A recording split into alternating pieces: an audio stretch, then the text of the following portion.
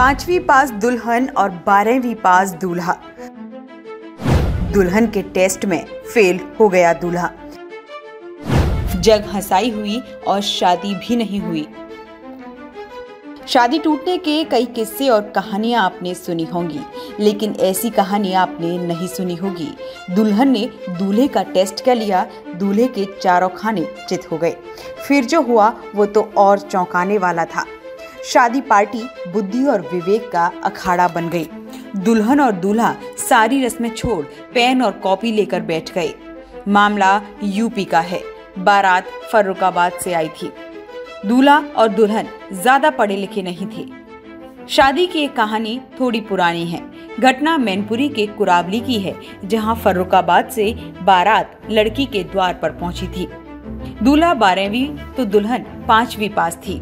ऐसे में दूल्हे को दुल्हन की काबिलियत पर शक हुआ और पेन और कॉपी लेकर दुल्हन के पास पहुंच गया।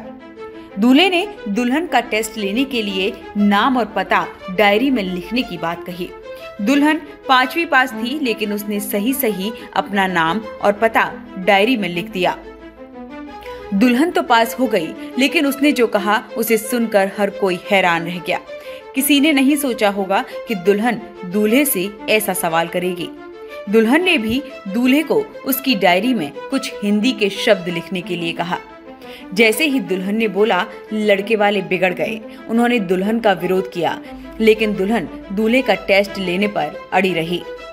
दुल्हन ने दूल्हे को हिंदी के 2 शब्द लिखने के लिए कहा, लेकिन दूल्हा शुद्ध हिंदी लिखने की कसौटी पर फेल हो गया।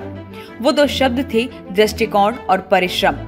5वीं पास दुल्हन तो अपने टेस्ट में पास हो गई थी, लेकिन 12वीं पास दूल्हा ये 2 शब्द नहीं लिख पाया और फेल हो गया। दुल्हन को दूल्हे की ये बात नागवार लगी और दुल्हन ने शादी करने से इनकार कर दिया। दुल्हन का ऐसा फैसला सुनकर हर कोई हैरान रह गया।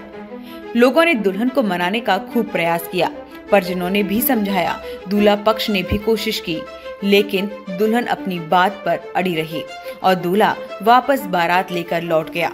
एक तो जग हंसाई हुई, ऊपर से शादी नहीं हुई, वो अलग।